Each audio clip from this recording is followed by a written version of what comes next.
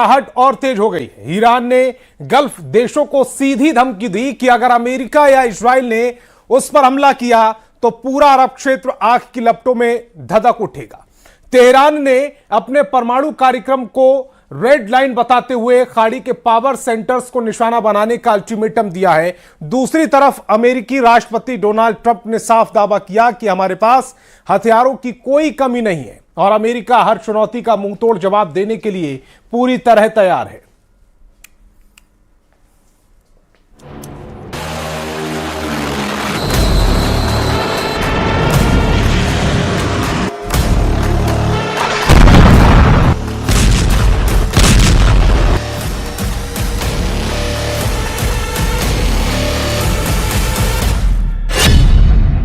Iran की अरब देशों को धमकी, अमेरिका का साथ दिया तो भस्म कर देंगे। भले अमेरिका दावा करे कि उसने ईरान पर हमला इसलिए कम या रोक दिए हैं ताकि बातचीत से मसले को सुलझाया जा सके, लेकिन ईरान जिस तरह के तेवर और तैयारियां कर रहा है उसने अमेरिका, इजराइल और अरब देशों के होश उड़ा दिए हैं। ईरान ने अपनी युद्ध की रणनीति पूरी तरह से अरब देशों पर फोकस कर दी है। अरब में अमेरिका के 8 मुख्य सैन्य ठिकानों पर ईरान ने बड़े हमले की तैयारी पूरी कर ली है। साथ ही अरब देशों को आखिरी अल्टीमेटम देते हुए 2 टूक कह दिया है कि अगर अमेरिका का साथ दिया तो अरब के टुकड़े टुकड़े कर देंगे। इधर दूसरी तरफ कुछ खबरों में दावा किया गया है कि ईरान परमाणु बम बनाने के करीब है। इस खबर के सामने आने के बाद से सबसे ज्यादा टेंशन में अमेरिका, इजराइल और सऊदी अरब आ चुके हैं। इन हालात को देखते हुए वॉर एक्सपर्ट्स का साफ कहना है कि आने वाले दिनों में ईरान युद्ध बेहद खूनी और विनाशक साबित होगा। हम शुरुआत करते हैं ईरान की उस धमकी से जिसने पूरे अरब वर्ल्ड को दहशत में डाल दिया है। ईरान का आखिरी अल्टीमेटम, अरब में तेहरान का आपातकाल। पश्चिम एशिया यानी मिडिल ईस्ट एक ऐसी भयावह आग की चपेट में है जिसकी लपटें अब सिर्फ तेहरान या तेल अवीव तक सीमित नहीं है।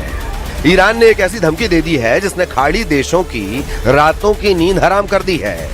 तेहरान का संदेश साफ और बेहद तीखा है कि अगर ईरान पर हमला हुआ, अगर उसके तेल और परमाणु ठिकानों को निशाना बनाया गया तो पूरा अरब आग में भस्म कर देंगे। गल्फ कंट्रीज यानी सऊदी अरब, संयुक्त अरब अमीरात यानी यूएई, कतर और कुवैत, इन सभी देशों के ऊर्जा केंद्रों पर ईरान की मिसाइलों की सीधी नोक है। दुनिया के सबसे बड़े तेल और गैस ढांचों को तबाह करने की चेतावनी दी जा चुकी है।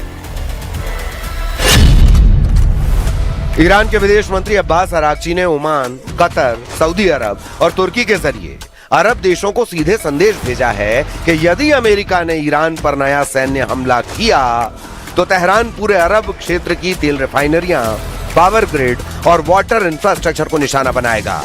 ये केवल एक खोखली धमकी नहीं है, बल्कि दुनिया की 20% ऊर्जा आपूर्ति की रीढ़ पर लटका हुआ वो चाकू है जो कटते ही वैश्विक अर्थव्यवस्था को पटरी से उतार सकता है।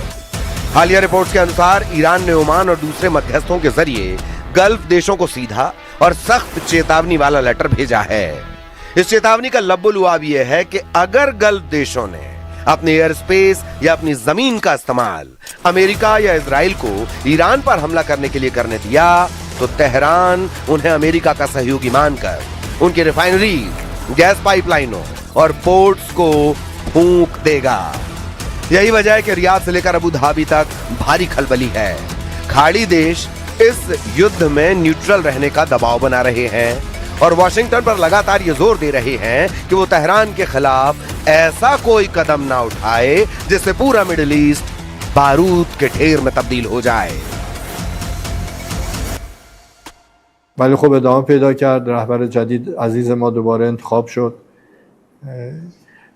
امکان ارتباط با ایشون الان خیلی سخته ولی به هر حال بودنش نقطه قوت بسیار بالایی است برای ما که بتونیم روند رو ادامه بدیم. ट्रंप का बहुत बड़ा दावा, हमारे पास हथियारों का नया जखीरा.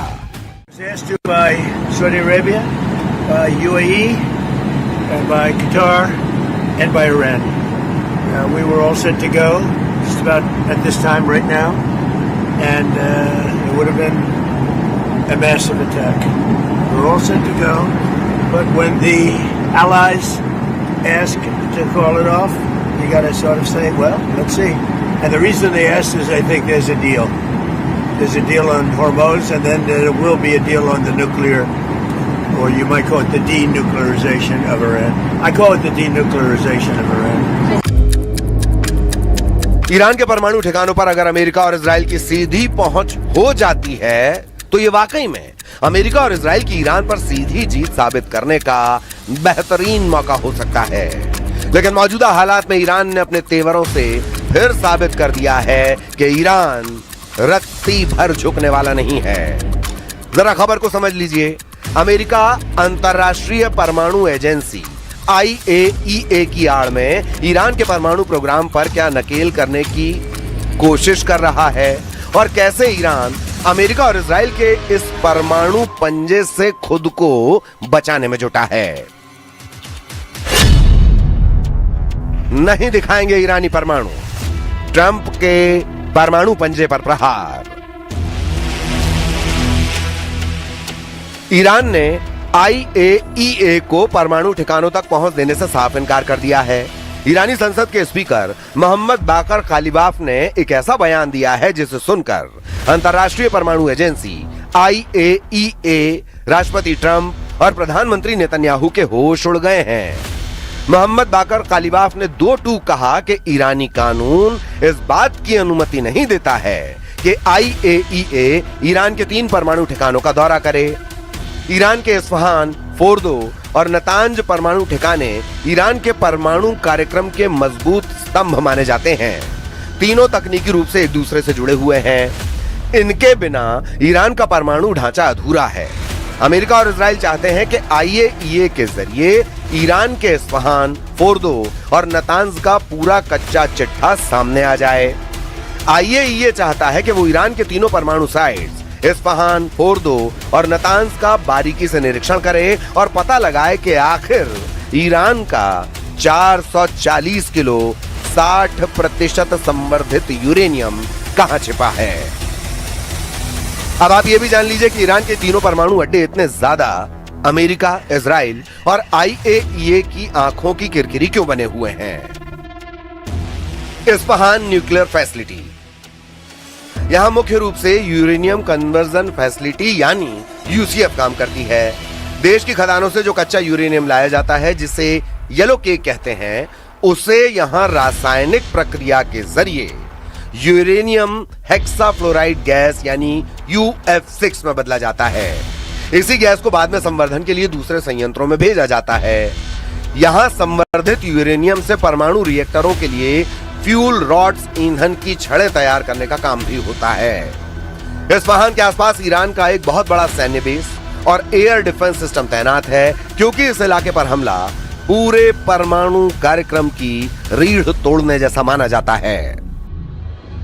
फोर्दो न्यूक्लियर फैसिलिटी, ईरान के पवित्र शहर कुम के पास स्थित यह संयंत्र सुरक्षा के लिहाज से सबसे अभेद्य और रणनीतिक रूप से सबसे खतरनाक माना जाता है। फोर्दो को एक विशाल पहाड़ी के अंदर लगभग 250 से 300 फीट की गहराई में कंक्रीट की मोटी परतों के नीचे बनाया गया है। इस बनावट के कारण इस पर पारंपरिक हवाई हमलों या बड़े बंकर बस्टर बमों का असर होना लगभग नामुमकिन माना जाता है। यहां आधुनिक और एडवांस सेंट्रीफ्यूज जैसे IR6 के जरिए यूरेनियम को सीधे 60% या उससे अधिक शुद्धता तक समृद्ध किया जाता है, जो मेडिकल रिसर्च के नाम पर सैन्य स्तर के बेहद करीब है।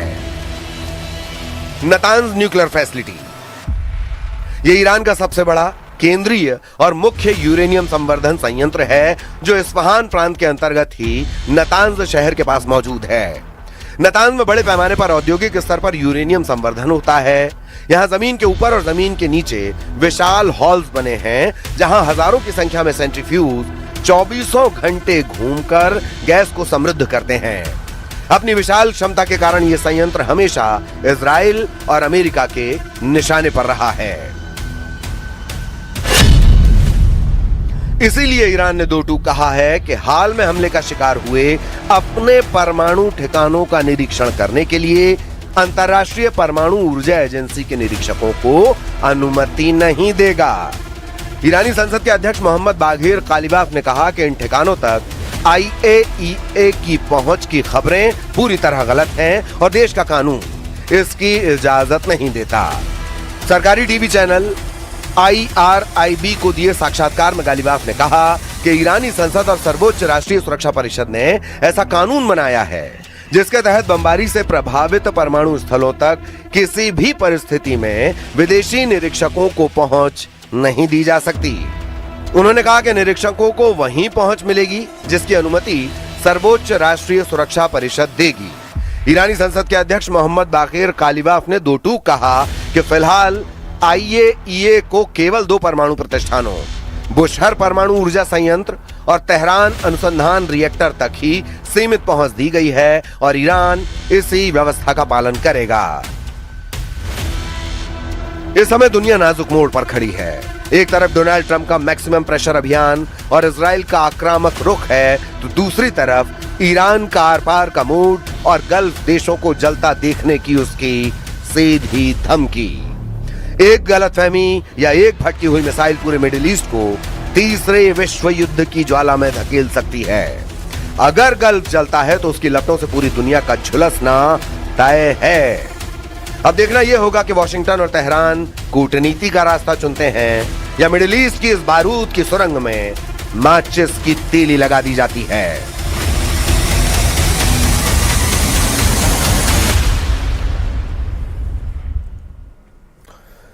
तक पहले से आग लगी थी। इमरान खान की रिहाई की मांग ने शहबाज और मुनीर की मुश्किलों को और ज्यादा बढ़ा दिया।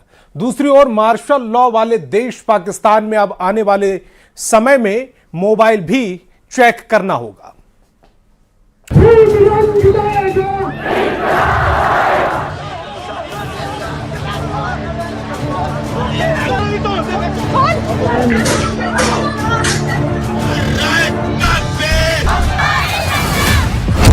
मुनीर पर गद्दार अलर्ट, बाजवा की सीक्रेट सलाह लीक। पाकिस्तान में इमरान समर्थकों का गदर, शहबाज के पास सिर्फ 30 मिनट।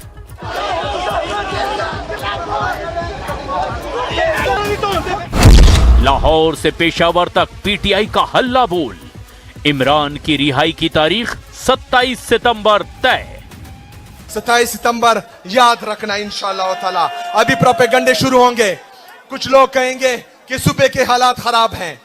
मुझे यह बताएं, इमरान खान साहब चाहिए? इमरान खान साहब चाहिए?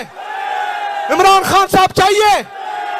तो इमरान खान साहब आएगा, यहां पर अमन होगा। इमरान खान साहब आएगा, यहां की मईशत बेहतर होगी। इमरान खान साहब आएगा, वो पाकिस्तान को तरक्की और खुशहाली देगा इंशाअल्लाह ताला। मेरे नौजवानों, जितने भी यहां इसके बाद प्रोपेगंडे हुए, जो भी करे, अंदरूनी हो बैरूनी हो, आपने एक बात करनी है कि 20 सितंबर तक पाकिस्तान आ जाओ, क्योंकि 27 सितंबर को कुछ होने वाला है। वमा अलैना इल्लल बला।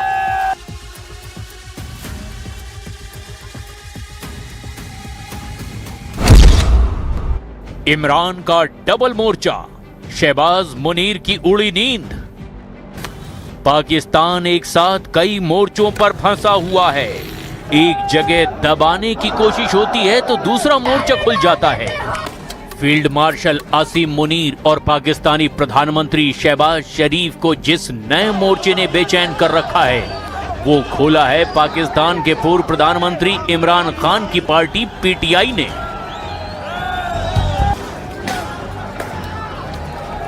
पाकिस्तान के पूर्व प्रधानमंत्री इमरान खान के जेल में 3 साल पूरे होने पर उनके समर्थकों ने पूरे पाकिस्तान में प्रदर्शन किए। कराची से लेकर देश के अलग अलग हिस्सों में जबरदस्त विरोध प्रदर्शन हुए और इमरान समर्थकों ने पाकिस्तान सरकार पर जमकर हमला बोला। जब से इन चोरों डाकू लुटेरों को मुल्क पर मुसल्लत किया गया है, पाकिस्तान मुसलसल तबाही की तरफ जा रहा है। हमारी इकोनॉमी कोलैप्स कर गई है।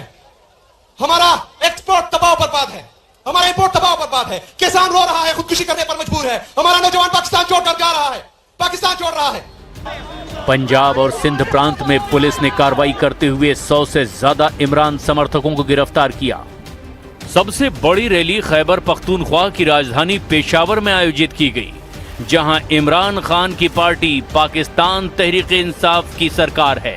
खैबर पख्तूनख्वा के सीएम सोहेल अफरीदी ने पाकिस्तान के शहबाज सरकार के खिलाफ जमकर हमला बोला।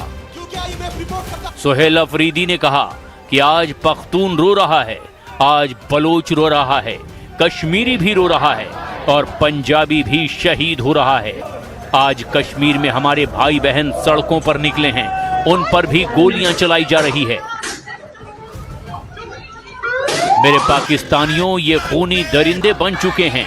इनके लिए खून इतना सस्ता हो चुका है कि ये मासूम लोगों को मार देते हैं और इन्हें शर्म नहीं आती। इन लोगों को आपकी कोई फिक्र नहीं, क्योंकि IMF रिपोर्ट करता है कि इन चोरों डाकुओं ने 5,300 अरब रुपए की करप्शन की है।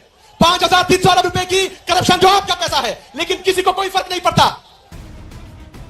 इमरान खान की पार्टी ने शहबाज सरकार को 27 सितंबर तक का अल्टीमेटम दे दिया है। पीटीआई नेता और खैबर के सीएम सोहेल अफरीदी ने कहा कि अगर 27 सितंबर तक इमरान खान को रिहा नहीं किया गया तो इस्लामाबाद मार्च होगा। एक बंदे को फर्क पड़ता था, एक बंदे को फर्क पड़ता है, वो अडयाला जेल में है। वो मेरा, आपका, पूरी पाकिस्तानी कौम का इंतजार कर रहा है कि ये कौम मेरा मुकदमा लड़ेगी, ये कौम मुझे इंसाफ देगी। तो मेरे पाकिस्तानियों तैयार हो।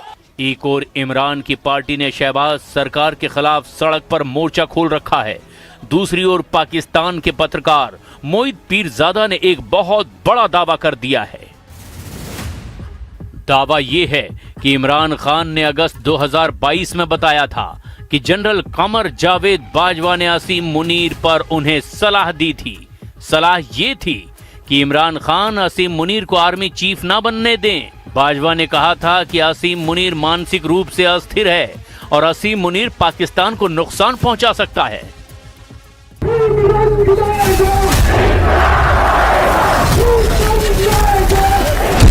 मुजफ्फराबाद, रावलाकोट, कोटली, नीलम वैली सहित कई जगहों पर कश्मीरी पाकिस्तान के खिलाफ सड़कों पर उतरे हैं।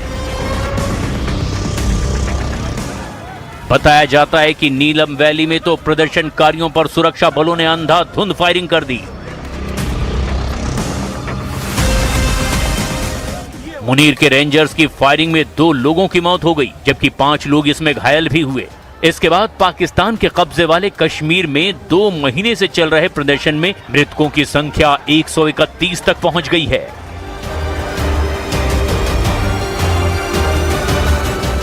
JAAC यानी ज्वाइंट आवामी एक्शन कमेटी के नेताओं ने एक बार फिर पाकिस्तान सरकार को सीधे चुनौती दे दी है। JAAC के नेताओं ने कहा कि अगर पाकिस्तान सरकार उनकी मांगे नहीं मानती तो आंदोलन और तेज किया जाएगा। IMF के यारों पे, सरमाए के दलालों पे, तेरे साथी हल्ला बोल, फॉरेन फोर्सेस, पाकिस्तान के कब्जे वाले कश्मीर में सेना के जुल्म सितम के खिलाफ आवाज सिर्फ पाकिस्तान में ही नहीं उठ रही, ब्रिटेन में भी कश्मीरी समुदाय ने विरोध जताया है। POK में मानवाधिकार उल्लंघनों और सुरक्षा बलों की कार्रवाई के विरोध में ब्रैडफोर्ड में जबरदस्त प्रदर्शन हुए। मुनीर का फार्म हाउस कांड, POK में हो रहे जुल्म के खिलाफ पूरे पाकिस्तान में आवाजें उठ रही है, लेकिन पाकिस्तान की सरकार ने लोगों की आवाज को मार्शल लॉस के टॉर्चर से दबाना शुरू कर दिया है, जिसे लेकर अब पाकिस्तानी पत्रकार इमरान रियाज ने बहुत बड़ा दावा कर दिया है। दावा ये कि इस्लामाबाद में कश्मीर विरोध प्रदर्शनों के दौरान 17 कश्मीरी महिलाओं को हिरासत में ले लिया गया। 17 कश्मीरी महिलाओं को पुलिस थाने की बजाय कथित तौर पर एक SHO के निजी फार्म हाउस में रखा गया। महिलाओं को अब तक अदालत में पेश भी नहीं किया गया। कश्मीरी महिलाओं को कानूनी प्रक्रिया पूरी किए बिना ही निजी स्थान पर रखा गया है। 17 लड़कियों को उठाकर एक फार्म हाउस में कैद कर दिया गया और ये फार्म हाउस जो है वो एक SHO की मलकियत है। ये इन्फॉर्मेशन मुझे मिली पाकिस्तान में से। तो इस्लामाबाद में एक फार्म हाउस है और वहां पे वो एक SHO की मलकियत है, एक छोटा फार्म हाउस है। वहां पे 17 खवातीन को रखा गया है, क्योंकि देखिए खवातीन का एक ही पुलिस स्टेशन है इस्लामाबाद में। अगर वहां पे रखेंगे तो वो बैलअप पड़ेगा, जब बैलअप पड़ेगा तो खवातीन को आजाद करवा लिया जाएगा। तो इन्होंने खवातीन को भी गैर कानूनी तौर पे अलग जगहों पे रखना शुरू कर दिया है, कानून से बाहर।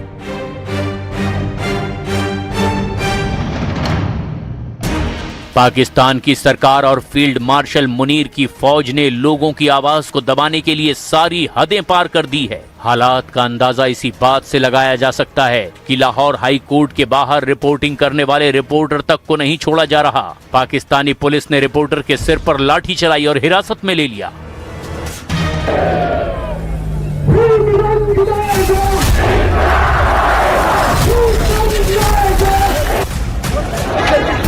एक और पाकिस्तान की सरकार ने विदेशी मीडिया की कवरेज को नियंत्रित कर दिया है। विदेशी पत्रकारों और अंतर्राष्ट्रीय मीडिया संस्थानों के प्रतिनिधियों को पाकिस्तान में रिपोर्टिंग के लिए एनओसी लेना होगा। खासकर इस्लामाबाद, लाहौर और कराची के बाहर कहीं भी रिपोर्टिंग के लिए पाकिस्तान सरकार से एनओसी लेनी होगी। दूसरी ओर सोशल मीडिया पर पाकिस्तान फेडरल इन्वेस्टिगेशन एजेंसी से जुड़े एक नए दावे ने बवंडर ला दिया है। दावा है कि एफआईए को एयरपोर्ट पर यात्रियों के mobile phone, call log, message और सोशल मीडिया चेक करने का अधिकार दिया गया है। यात्रियों को देश से बाहर जाते समय या वापस आते समय अपने फोन की जांच का सामना करना पड़ सकता है, जिसके बाद नागरिकों की प्राइवेसी और अधिकारों के इस्तेमाल की चिंता जाहिर की जा रही है। हालांकि फजीहत होते देख इस मामले में पाकिस्तान ने सफाई भी दी। सफाई में कहा, एआई प्रोफाइलिंग के बाद केवल हाई रिस्क यात्रियों के मोबाइल फोन की जांच होगी, सभी यात्रियों के फोन की जांच नहीं की जाती। दावा यह भी है कि मानव तस्करी रोकने के लिए एआई आधारित पैसेंजर प्रोफाइल के इस्तेमाल के लिए ऐसा हो रहा है, जो संदिग्ध मामलों में फोन फॉरेंसिक जांच के लिए भेजे जा सकते हैं। पाकिस्तान की दोमुही सरकार क्या कहती है और क्या करती है, ये तो सबको पता है। ये पीओके से लेकर बलूचिस्तान तक दिखाई भी दे रहा है। हद तो ये है कि पाकिस्तान की सरकार के मंत्री आपस में ही चूहे बिल्लियों की तरह आपस में लड़ रहे हैं। गृह मंत्री मोहसिन नकवी ने एक बार फिर अपनी ही सरकार पर हमला बोला। मोहसिन नकवी ने फिर कहा कि वो अपने बयान पर कायम हैं। पाकिस्तान का सिस्टम कोलैप्स हो चुका है। हालांकि कुछ ही देर में नकवी को अपनी कुर्सी की चिंता सताने लगी और वो अपनी बात को गोल गोल घुमाने लगे। हुकूमत का मुस्तकबिल बिल्कुल 5 साल पूरे करेंगे। शहबाज साहब 5 साल प्राइम मिनिस्टर रहेंगे। ये जो मर्जी कर लें, बयान में से जो मर्जी निकाल लें, सारा कुछ कर लें, लेकिन वो इंशाल्लाह ताला 5 साल में ये याद अपना टाइम पूरा करेंगे। पाकिस्तान के गृह मंत्री और आर्मी चीफ मुनीर के साले मोहसिन नकवी के पिछले बयान ने तो भूचाल ला दिया था। खबर उड़ने लगी थी कि पाकिस्तान में जीजा साले की जोड़ी तख्ता पलट करने वाली है। एक बार फिर मोहसिन नकवी ने अपने बयान को दोहराया। पाकिस्तान के इतिहास में किसी प्रधानमंत्री ने अपना कार्यकाल पूरा नहीं किया है। ऐसे में शहबाज शरीफ के ऊपर भी ये संकट है और इसीलिए बात निकली तो दूर तक गई। अपने ही मंत्री के बयान पर आए इस महासंकट ने शहबाज के विरोधियों को बैठे बिठाए मुद्दा दे दिया। सवाल है कि इमरान की पार्टी के सड़क पर उतरने के बाद शहबाज शरीफ की विदाई क्या तय है?